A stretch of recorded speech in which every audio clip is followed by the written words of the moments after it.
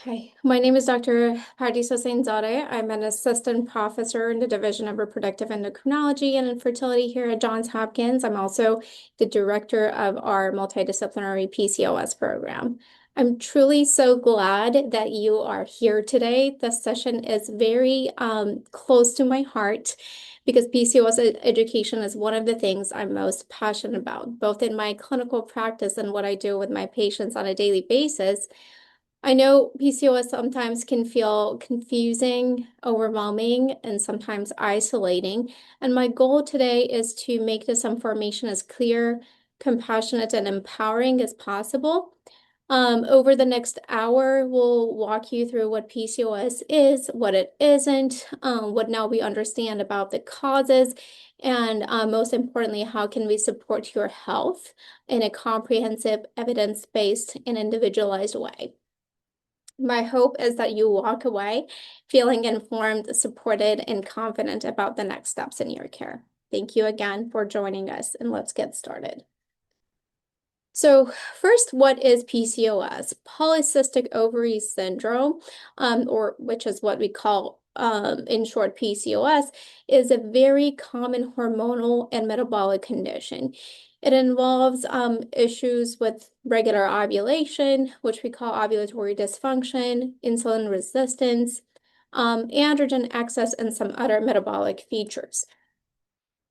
It impacts women across their lifespan. Most people think about it as a disease of reproductive age or a fertility problem, but the reality is that it can impact a woman's life or an individual's life from their teenage years to even perimenopause and postmenopause. As I mentioned, it's extremely common, more than what most people realize, and it is the most common hormonal disorder in reproductive age individuals with ovaries. And depending on the population studied and the definition used, it affects an estimate of about 5 to 13% of the population. In the United States specifically, it's thought to be affecting one in every 10 individual. Some of the common symptoms are irregular or absent periods. While this is a very common symptoms, it is not something that every single individual with PCOS will experience. So it's not a must, but it's one of the very common symptoms and features of PCOS. Some other symptoms include excess hair growth. That could be excess hair growth on the face or other parts in the body, such as like chest, around the nipples, around the belly button area, or development of acne beyond what happens naturally in most individuals around the time of puberty. Some will experience issues with weight gain or difficulty losing or maintaining a healthy weight. Hair thinning and hair loss can be some of the other conditions, as well as fertility challenges. So this is a question I get very commonly. Why PCOS happens? Why did I get PCOS? And I'm here to tell you we don't exactly know why yet. We do think that it's probably a combination of both genetic factors and environmental factors. What we know from the studies, and it kind of implies a genetic association, is increased rate of PCOS seen in the mothers and sisters of those with PCOS. They've seen about 35% chance of having an affected mother and a 40% chance of an affected sister in those with PCOS. But that's, as you can see, it's not always present. We haven't been able to find a single gene that has been associated with PCOS.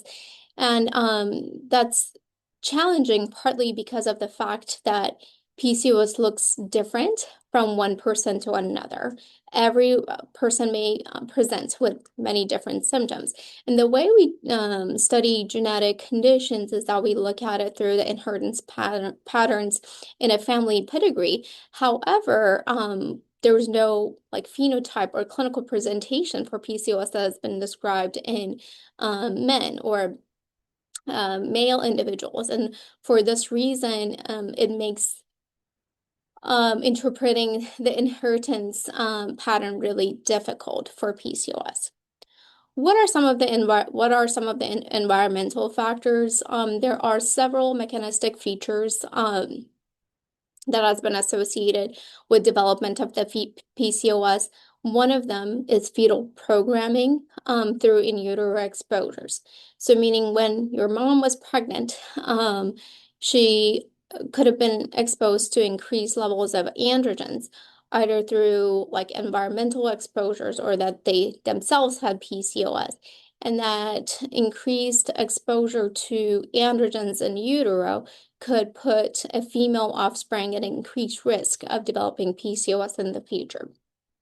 In addition to that, there are some studies about high levels of the AMH, which is again, or anti-Müllerian hormone, which is something that is seen in individuals with PCOS, could put the offsprings at increased risk of having PCOS, or increased exposure to endocrine disruptors in utero.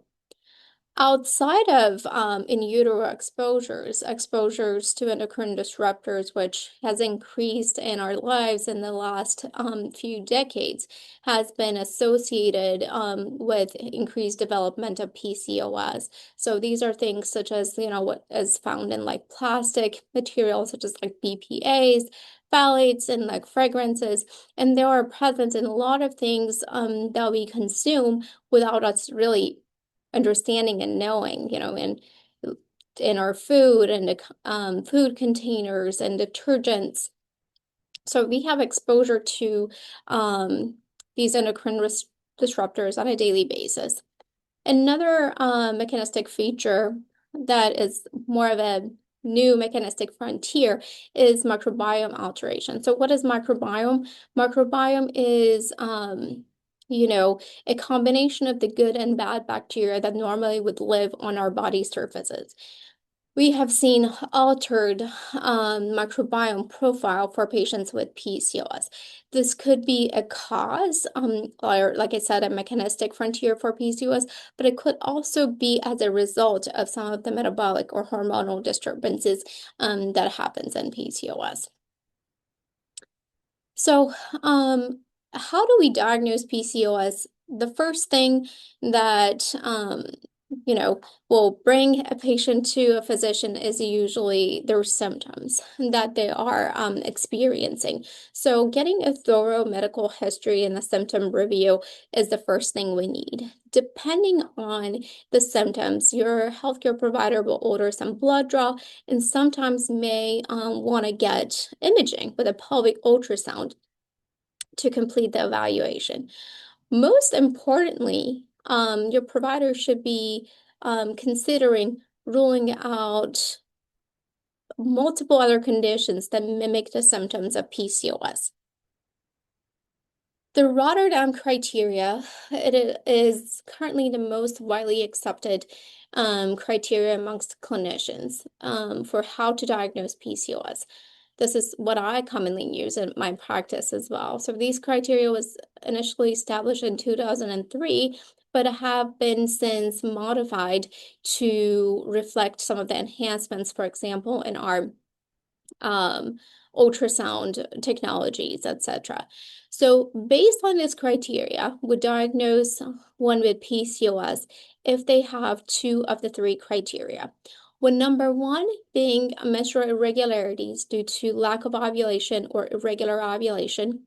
Number two, showing clinical symptoms of hyperandrogenism, meaning, like I said, facial hair growth or unwanted body hair growth, acne, hair loss, and hair thinning, or having elevated androgen levels in their blood.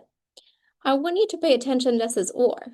A lot of times I see that patients are being told that they don't have PCOS because androgen levels were checked and they were normal.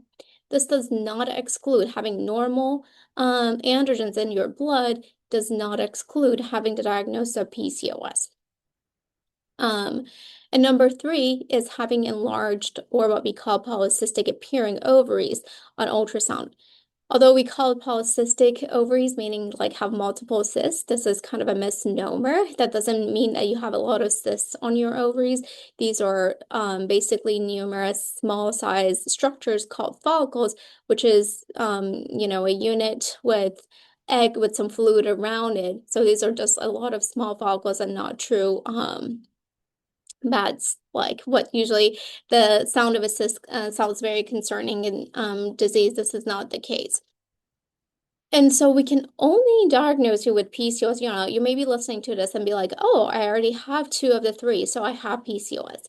We can only, based on these two, criteria, give you the diagnosis if we have properly ruled out other causes of similar symptoms, such as thyroid disorders, prolactin disorders, adrenal disorders, etc. So a lot of times when I see patients who are coming in with diagnosis of PCOS, I see they have not been worked up for any of those other conditions, which is crucial before we are able to give you the diagnosis of PCOS to make sure that we are treating you for the correct condition. There is some recent guidance about the use of a hormone. It's a blood test called anti-Mullerian hormone, or AMH, in the diagnosis of PCOS. So a lot of you may have heard about AMH as a fertility testing or an egg reserve testing, which is truly what this test is being used for. But in the recent guidelines, there appears to be a role for diagnosis and prognosis in PCOS for AMH, and they're recommending that we could use this instead of an ultrasound as part of the Rotterdam criteria to see if someone has those like abundant number of follicles on their ovaries versus not. We can use it if someone doesn't necessarily want to get a pelvic ultrasound, or we don't have, you know, a skilled radiologist who's able to assess for ovarian morphology.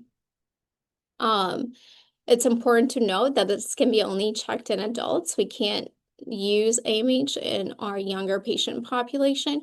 And sometimes if someone has been on, for example, combined oral contraceptives for a long time, this test can be basically overly suppressed, so that AMH level may not be quite accurate. So what is the number that is used to help with the diagnosis? There actually has been no cutoff that has been determined. Prior studies suggested maybe that number is 5. So if someone's AMH is 5 or over, that is more suggestive of having that PCOS appearing ovaries. But more recent studies are actually shifting that to 3.2 or 3.5 with more accurate testing or sensitive testing that we are checking these days. So why is PCOS important not just to diagnose, but to diagnose early is that it has important long-term health implications. Patients with PCOS are at increased risk of having difficulty with fertility, increased rate of pregnancy loss and pregnancy complications. They're at increased risk of type 2 diabetes, metabolic syndrome, abnormal lipids, increased risk of chronic hypertension, which is elevated blood pressure, early onset cardiovascular disease, non-alcoholic fatty liver disease, sleep apnea, and last but not least, precancerous lesions of the uterus and cancer of the uterus.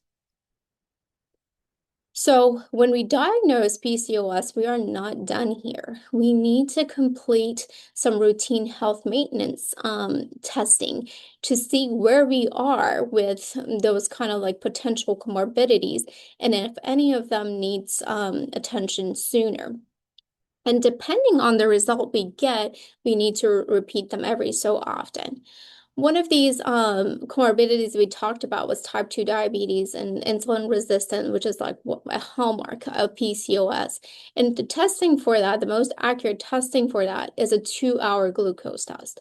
Again, I do see commonly like a fasting glucose or an A1C being checked, which are fine alternatives, but they're not sensitive nor specific for picking up, you know, pre-diabetes or very early stages of insulin resistance, if that's what someone has. In terms of abnormal lipids, we usually check that with a fasting lipid profile. Monitoring of the blood pressure frequently is also recommended. And, it can be done at a doctor's office, or you can monitor your blood pressure at home. It also depends on the family history, and what your cardiovascular, basically risk is in the future. Getting a complete metabolic profile is also important. That kind of like helps us take a look at your liver enzyme tests and see if you're at increased risk of fatty liver disease. We also always need to talk to our patients at that initial diagnosis about their sleep patterns, and if there is any signal that they might be having sleep apnea or sleep disturbances like that. In that case, getting a sleep study may be indicated. A very important aspect that's commonly overlooked, and we'll talk about it a little bit later too, is depression, anxiety, and mood disorders. They're certainly increased in patients with PCOS, and that is something that we definitely have to screen for at the time of diagnosis and potentially refer to a skilled provider to help our patients with. Endometrial cancer, not every patient with PCOS will need an endometrial cancer screening, but you have to talk about it with your provider. They will look at your history and risk factors and may recommend an endometrial cancer screening accordingly as well.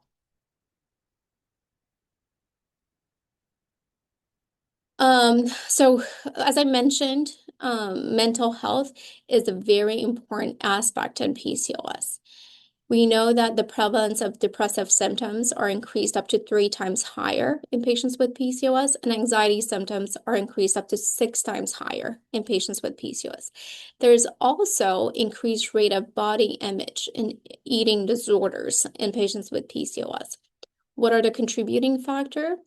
There has been shown that there is actually changes in the neurotransmitter system due to the hormonal and metabolic disturbances associated with PCOS. In addition to that, there's often additional distress from that weight gain, hirsutism, which is an acne, which is the abnormal hair growth, acne, and fertility problems that can come from PCOS. So screening and incorporating screening for and incorporating mental health into PCOS management is absolutely crucial. A common first encounter, when I see patients in my practice is when they, had a possible diagnosis of PCOS, or they never got that diagnosis, but they had like features of it, and they were put on combined oral contraceptive pills to help with their symptoms at the time. But now they're ready to start trying for pregnancy, and they stop the pills to find out that they have irregular cycles that makes trying for pregnancy difficult. And the fact that, when they're already ready to have their to try to expand their family, and they're just now realizing that they need fertility assistance, can feel very overwhelming and stressful. And that's why I'm very pro incorporating early education and anticipatory guidance about PCOS across the lifespan, even when our patients are not trying to get pregnant, is to educate them that when it comes to time, there is a chance that you may need fertility assistance, and to account for that timing when they're trying to plan for their family, and say, when you come off of the pills, there's possibility that you may have irregular cycles. In that case, you need to see a fertility specialist sooner. I wanted to just take a moment and mention that PCOS doesn't end with basically the reproductive age and trying to conceive. And there are, a few studies studying the features of PCOS in the perimenopause and menopause. And there are a couple of good news is over here. Number one, that patients with PCOS appear to enter the stage of menopause a little bit later than their peers. And additionally, it seems like that they may be experiencing fewer menopausal symptoms as compared to their peers as well. Although they're at increased risk of having some um, developing the clinical hyperandrogenism symptoms that it happens with menopause as well, such as more facial hair growth, more hair thinning, and hair loss compared to their peers. So now that we learned a little bit about, PCOS, what are the causes and how it looks like across the lifespan, I'd like to talk to you a little bit about treatment strategies. I'm sure that's something that most of you are excited to hear about. I'm here to tell you that lifestyle modifications are the cornerstone of treatment for PCOS. And these are things that you could incorporate on your daily lifestyle to help manage your PCOS. In terms of diet, there is no single diet that is proven to be superior to the other. There are several different types of diet that has been studied in the world of PCOS. Some of them that has been shown to be helpful include the caloric restriction. So meaning that you have an app, you put in your calories in and calories out, meaning your exercise and activity, and making sure that you're not significantly at increased in terms of like your calorie input. The only difficulty with that is that it's hard to sustain and it's hard to continue to do that on a daily basis for a long period of time, although it works really well. Another helpful diet was restricted timed eating, which most people know it as intermittent fasting. There's more and more data about intermittent fasting in the PCOS world, and good news is that it shows that it works just as good as caloric restriction diet. It's not superior to them, but it works as just as good, and it's easier to implement. For example, if you are only eating 8 hours a day and you're fasting for 16 hours, by limiting the time that you're eating, you are automatically limiting the time, limiting the number of calories that you're consuming as well, and it's just easier to implement. It was it was easier to sustain compared to the other diets. Mediterranean diet is another diet that was studied and shown to be good. So in terms of macros, there's no guidance about, having higher protein or lower carb. It's more about carb quality that you're consuming with the focus on whole grains, high fiber diet, and low glycemic index food. I get asked a lot about the ketogenic and high-fat diet. These diets may offer short-term benefits for weight and metabolic profile, but long-term adherence is also challenging, similar to the caloric restriction diet. So most important thing is to find a sustainable, individualized dietary changes rather than any specific diet to see the most benefit for your symptom management. In terms of physical activity, a lot of, it's when we counsel patients, it's easy to say, eat less and exercise more, but most of us don't realize that patients with PCOS need substantially more amount of exercise than most other people do to maintain their weight. The studies that show benefit for physical activity shows moderate activity of 150 to 300 minutes per week. So that's about, if someone's working out 5 days a week, which is plenty, that is like 30 minutes to 60 minutes a day of moderate activity like walking. But if they're doing any high intensity workout, and they may be able to do less, like 75 to 150 minutes. That's in addition to 2 sessions of strength training per week. So, and that's, makes a lot of sense because in PCOS patients, their metabolism don't work for them, given the fact that a lot of the patients with PCOS have insulin resistance. And in those with overweight or obesity, even a small reduction in weight of 5% can result in significant improvement in metabolic and reproductive functions, meaning help them resume their regular cycles. If lifestyle modifications not helpful, then we do have a lot of good medications that we could use to treat PCOS. So we have to consider, the symptom the patient is presenting with and whether they are desiring pregnancy versus not. If they're not desiring pregnancy, we if they have irregular cycles, will likely want to use some form of hormonal therapy, such as combined oral contraceptive pills or cyclic progesterones, to help regulate the cycles, but mainly to protect the lining of the uterus from disordered growth and potential hyperplasia in the future. Sometimes we use metformin to help with insulin sensitivity. That can also sometimes help with metabolic features as well as regulation of the cycles. If someone has hyperandrogenism symptoms, we can a lot of times use medications such as spironolactone. Myo-inositol is a natural sugar. It's basically an over-the-counter supplement that has been shown to be beneficial in supporting ovulation and metabolic health. And in the most recent years, we've seen more and more data about the use of the GLP-1 receptor agonist to be beneficial for metabolic and weight and also cycle regulation benefits. However, that doesn't apply to everybody. And currently we are following the general population guidelines for prescription of the GLP-1 receptor agonist in PCOS patients. When pregnancy is desired, we often use the oral ovulation induction medications.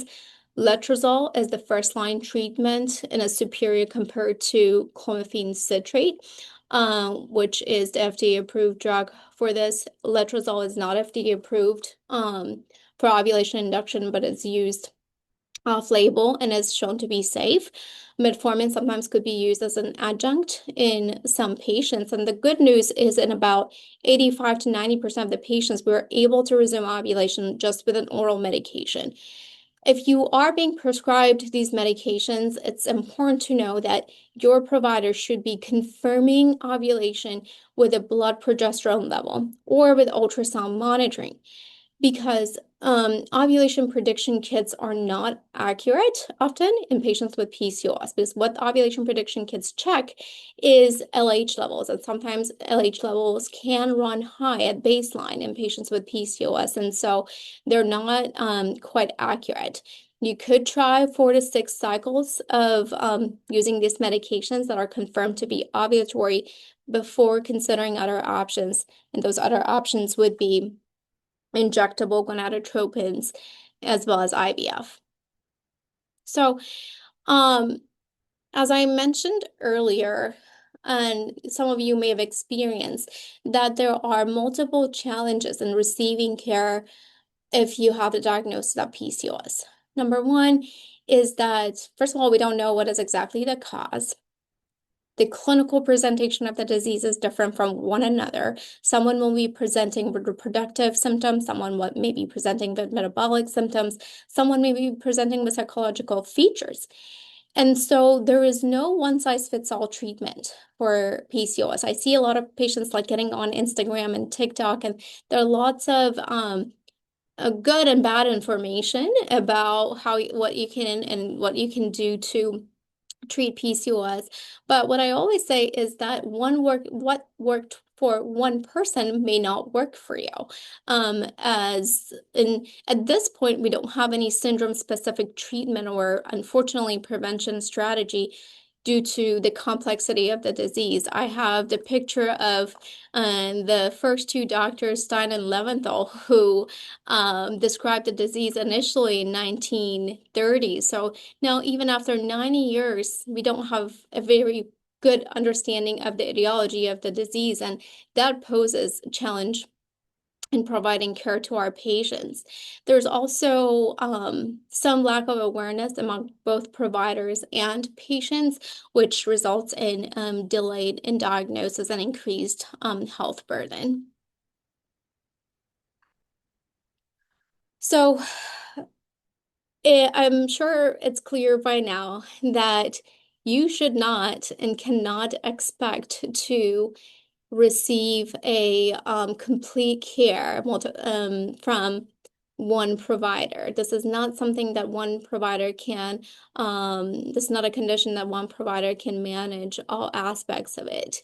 And you will need a multidisciplinary care on your team.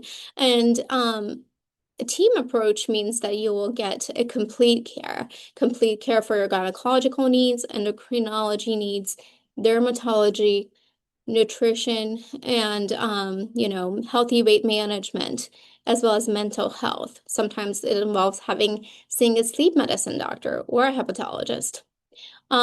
This team approach will also provide you with the support to implement healthy lifestyle changes and help you with symptom tracking and provide you with some guidance regarding your individualized care. And that's what we kind of like drove the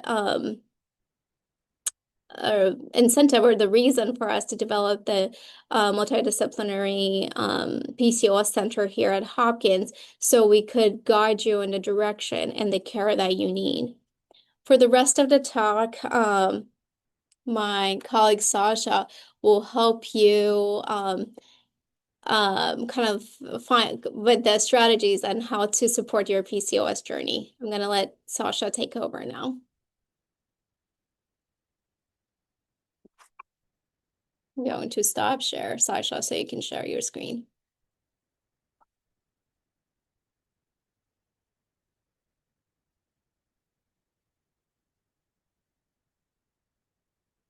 Thank you so much for everyone for joining us today. And I really enjoyed Dr. Hosett is her comprehensive overview of PCOS. And that's not something that most of us as patients get in one visit or seeing one doctor, as she mentioned.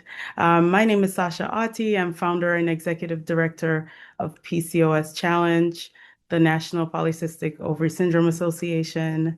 I founded the organization after my own diagnosis with PCOS, which became a defining moment because after learning more about what the condition is and immediately figuring out that I'd have to do a lot of the heavy lifting on my own based on the care that I was getting from um, my physicians at the time. Um, it it became a defining moment because PCOS is the most common hormone disorder or hormone condition in women. It's and it spans your lifespan.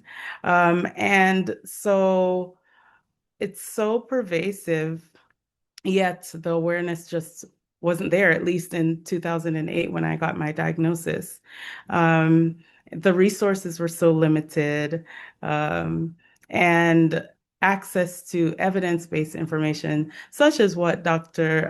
Jose, gosh, I keep messing up your name, Dr. Pardis, um, is was so limited.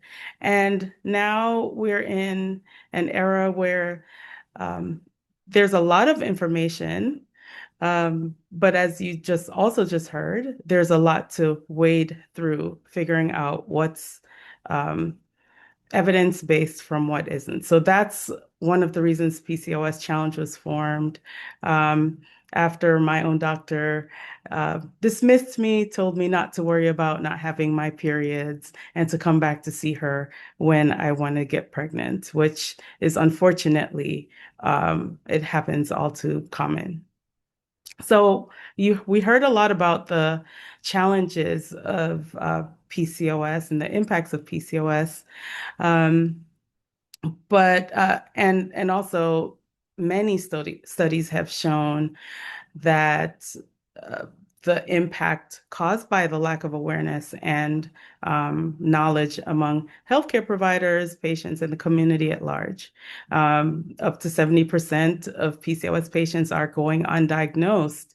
And once getting a diagnosis, it takes years to get a diagnosis for many. And once getting a diagnosis, many were not satisfied with the process or even the level of care. And that was a part of my story. Other issues that compound the experience of having a PCOS diagnosis include your racial background, ethnic background. Many women, Black women, are disproportionately impacted by PCOS. They have the highest prevalence of metabolic syndrome. Also, um, and they have lower rates of, there's disparity around infertility and outcomes, even the ones who do have access to infertility treatments. Indian women have higher prevalence of metabolic syndrome, independent of obesity. And I think that's also common across many Asian races as well. Um, and in addition to early cardiometabolic screening at the time of diagnosis, Black women with PCOS need ongoing and frequent screening. Based on our own internal research, um, and as we heard earlier, there's a severe impact on mental health. And I often tell people that mental health should be one of the first things that you address once you have a PCOS diagnosis, because addressing mental health helps you um, to adhere to a lot of um, the work ahead. And that's for many people with PCOS, managing this metabolic condition does involve a lot of changes and redirecting our previous behaviors.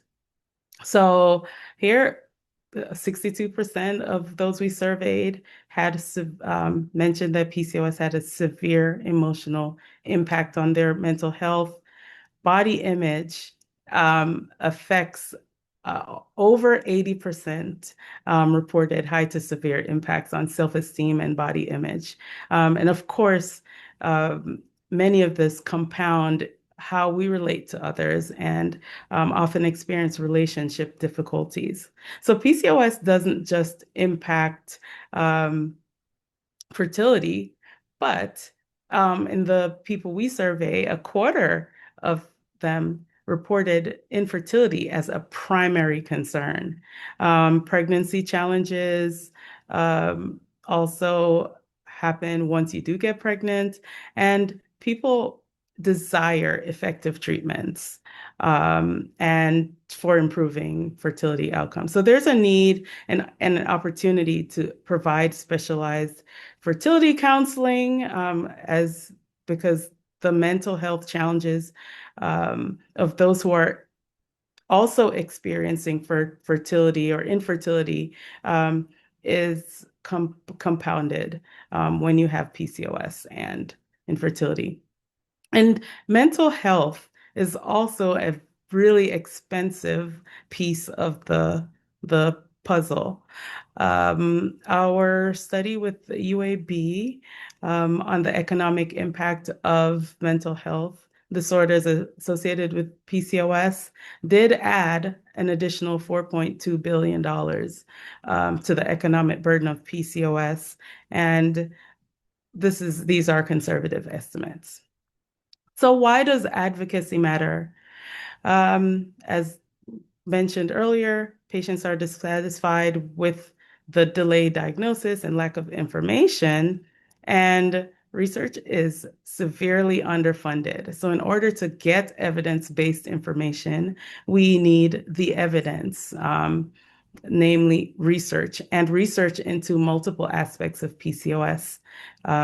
We heard about endocrine disruptors. How does PCOS patients compared to those without PCOS have higher levels of these endocrine disruptors in our bloodstream.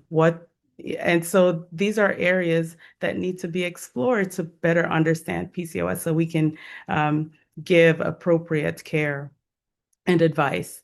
And when we first formed the organization, there was no advocacy around PCOS.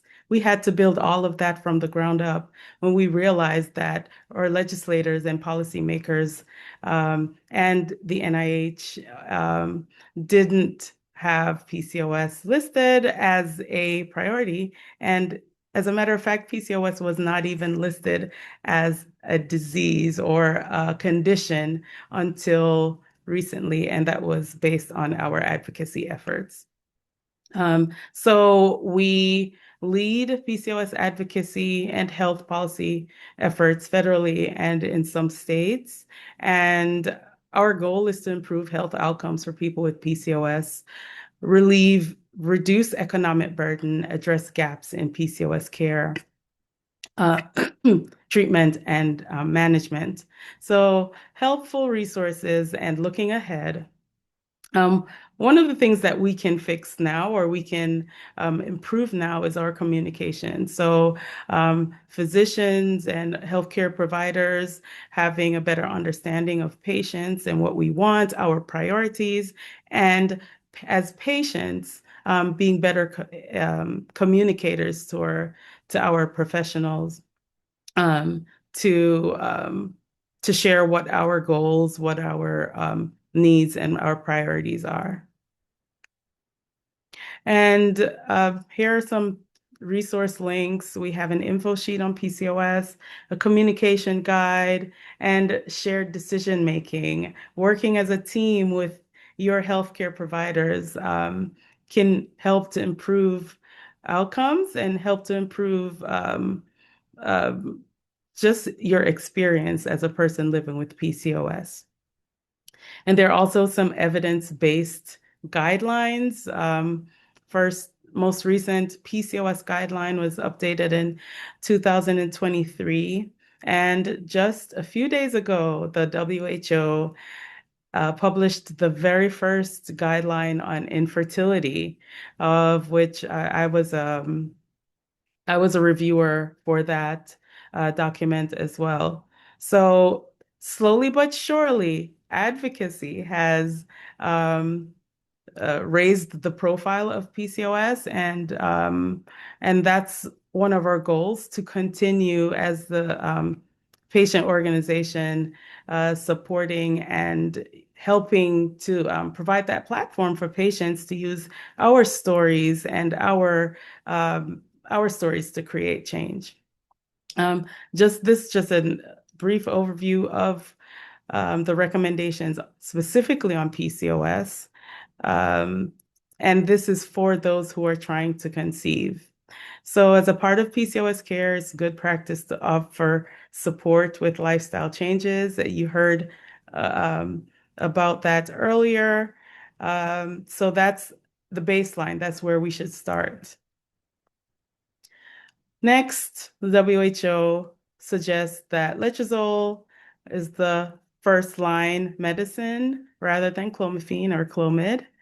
And if you're in a country, but this doesn't apply to the US, but if you're in a country where Femara or letrozole is not used for this purpose, Clomid and metformin together should be used for ovulation induction.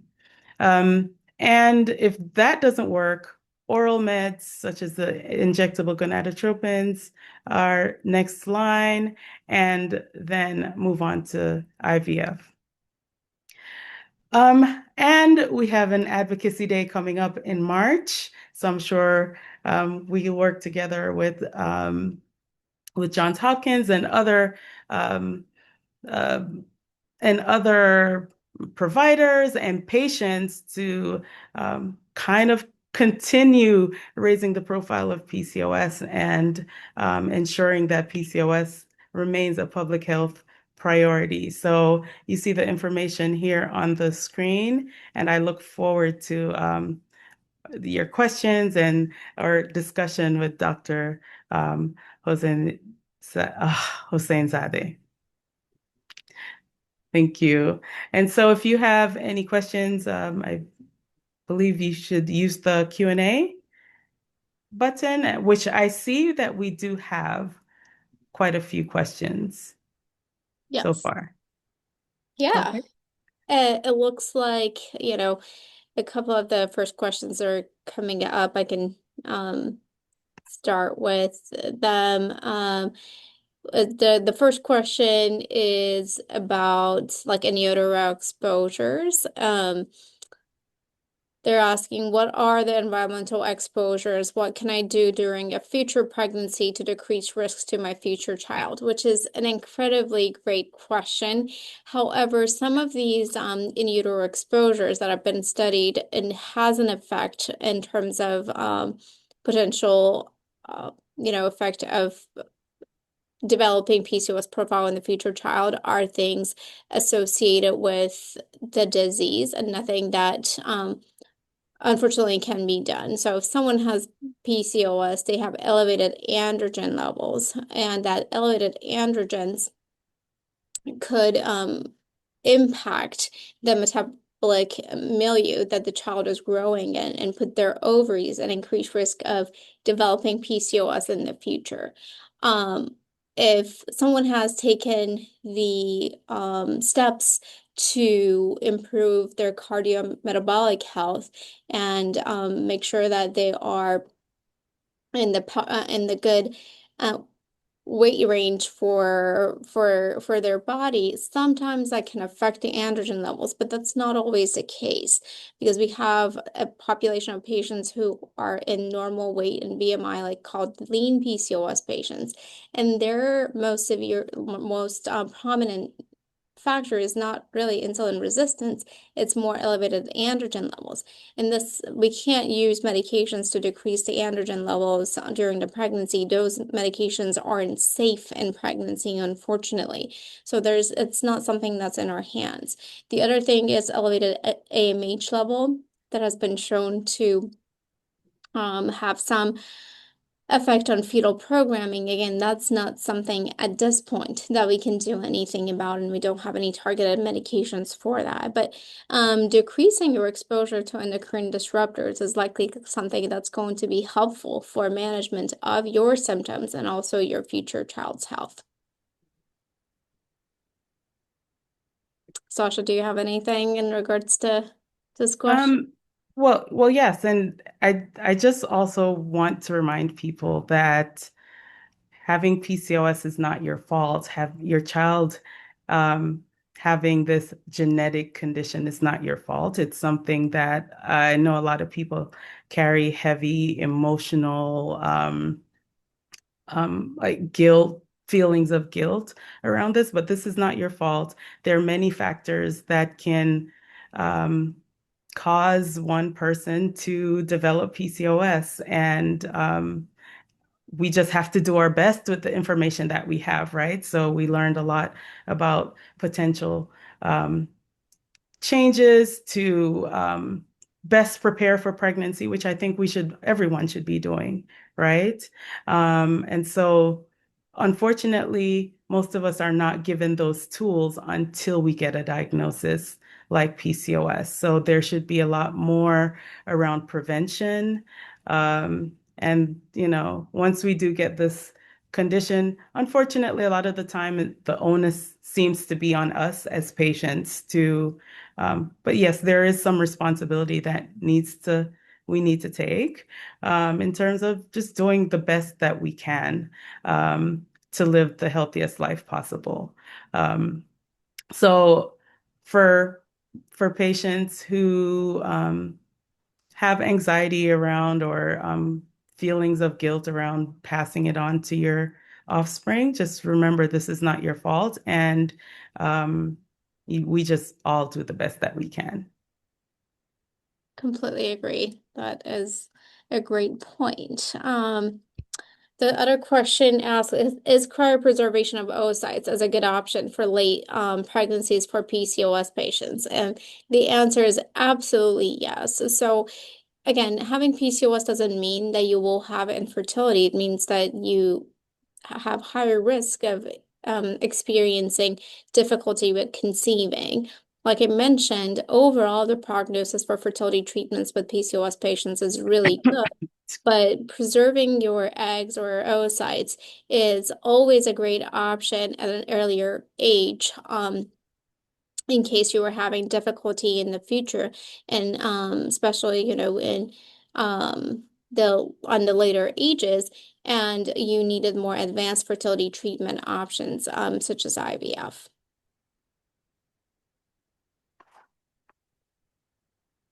Okay. So, how much time would you recommend coming off hormone therapy prior to trying to conceive? I would say, yeah, it's probably a difficult question to answer. When someone comes off of the birth control pill, sometimes it can take up to 2 to 3 months is for them to have regulation of their cycles. So probably give it at least 2 to 3 months, and if you don't have regular cycles by that point, to seek help. And I think there's an opportunity here to point out that there are other medications that we should have caution about, such as spironolactone, which is used for managing androgens. So that's one of, and then the GLP-1s are others, is another set of medications. So um, again, if you do get pregnant when you're on these medications, just stop as soon as possible and contact your physician. Um, and just know that Dr. Hosseinzadeh, uh, what would you say to someone who got pregnant and they're on a GLP-1? One of my coworkers just did that Mhm. recently, found out she was pregnant Mhm. because she lost weight on Ozempic or one of them. And now she has a potential Ozempic baby on the way.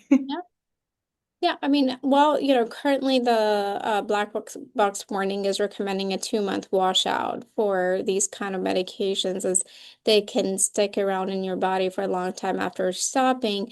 We do have, I think, tens of thousands of data about the GLP-1s, in people similar to your coworker when they got pregnant on GLP-1s that did not follow the 2-month washout. And so far, the data is reassuring that there has not been any increased risk of congenital abnormalities or malformations, while the initial studies in animals show that potential increased risk of like renal disease or kidney abnormalities. This is not something that we have seen in human data, but definitely we need more data to be able to, be reassured about that.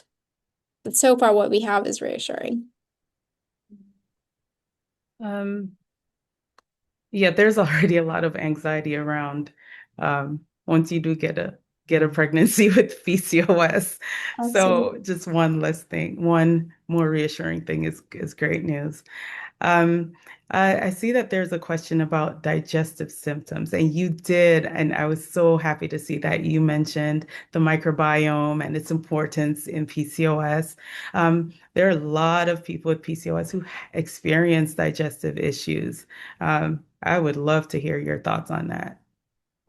Yeah, I do see patients complaining of digestive symptoms, and that may be related to an appropriate metabolism of carbohydrates.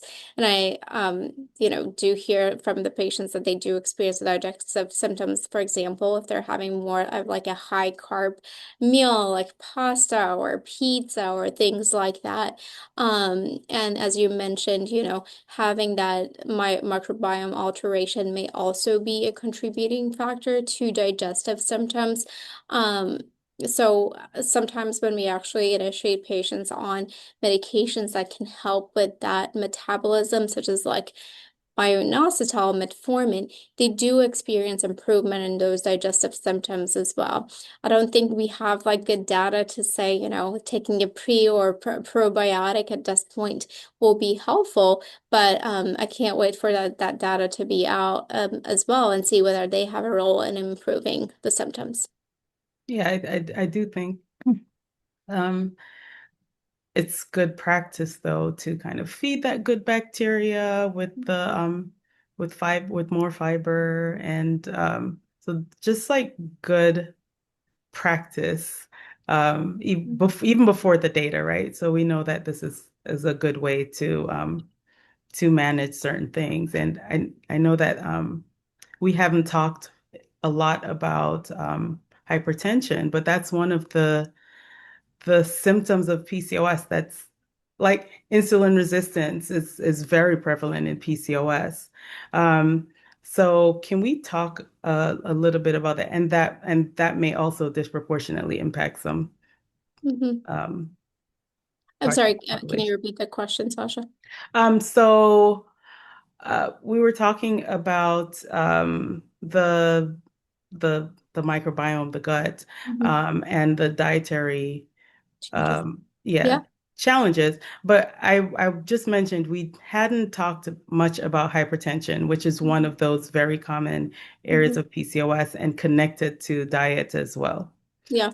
Yeah, and that's why, a lot of the same diets that has been shown improvement in terms of like hypertension and cardiometabolic risk, like Mediterranean diet and DASH diet has been also shown to be beneficial in PCOS as well. And as I was like mentioning about the digestive symptoms and potential role in carbohydrates. It is not just about, limiting carbs, but prioritizing carbs that are high quality, and not all carbs are made the same. So like more rich in fiber, low glycemic index, things like that we talked about. But like the DASH diet would be one that would be perfect for both PCOS and elevated blood pressure. Thank you. And we don't have a lot of time left, right? Yeah, yeah, it looks like we But have a couple more. I can take the first one. It looks like the one is for you. The last one is for Sasha. So, um, this question asks, what type of providers would you recommend a patient to see if they have PCOS and are trying to conceive before choosing IVF? Again, like I said, I tell my patients most of the times if PCOS is the only contributing factor to your infertility, you will not need IVF. And you may need some minor interventions, like ovulation induction regimens that both me and Sasha talked about, like letrozole to help with that. A lot of times, depending on the region you're in and the availability, sometimes your general OBGYN can help you with prescribing those medications. But like I said, you need to make sure that they're following you up properly and confirming ovulation properly, not just giving the medication and giving sometimes progesterone to induce a cycle, even if you didn't ovulate, which I see happens commonly and can be deceiving. But sometimes you can collaborate with your OBGYN, local OBGYN or primary OBGYN. But a lot of times, a reproductive endocrinologist would be more than happy to see you and provide that care as well, such as myself. yeah, thank you. And yes, I see that someone's asking about if we host any charity events that they can participate in. Yes, reach out to us at PCOSchallenge.org. Um, they did a Tiltify. Thank you so much for being a part of our people who support us so that we can support this cause. Yes, please reach out to us at PCOSchallenge.org, info@PCOSchallenge.org. Advocacy Day is coming up in March 2026, and we would love every state represented. It's going to be virtual. So let your voice be heard. You can sign up at pcos.ch / advocacy dash 2026. So I look forward to hearing from everyone here. And thank you so much, Dr. Jose Zade, for being my partner and inviting me to speak on PCOS with you and for all that you do. This was a great presentation, and I'm sure everyone left here learning so much about PCOS. Thanks, Sasha. It was fantastic having you on and, hearing the patient perspective and what we all can do to, support like as you mentioned, support the cause and contribute to future developments in the field. That's exactly what we need. Like I said, there's 90 years that we know about the disease, and there's no other disease like this that we have made small developments. It wasn't until the last 2 decades that we have learned much more about the PCOS, and there's still more to learn. Thank you for all you do. Thank you. Thanks everyone for attending. We'll be sending an email in a few days with a link to view the recording. And feel free to reach out to the Johns Hopkins Fertility Center and PCOS Challenge to learn more. Thanks everyone.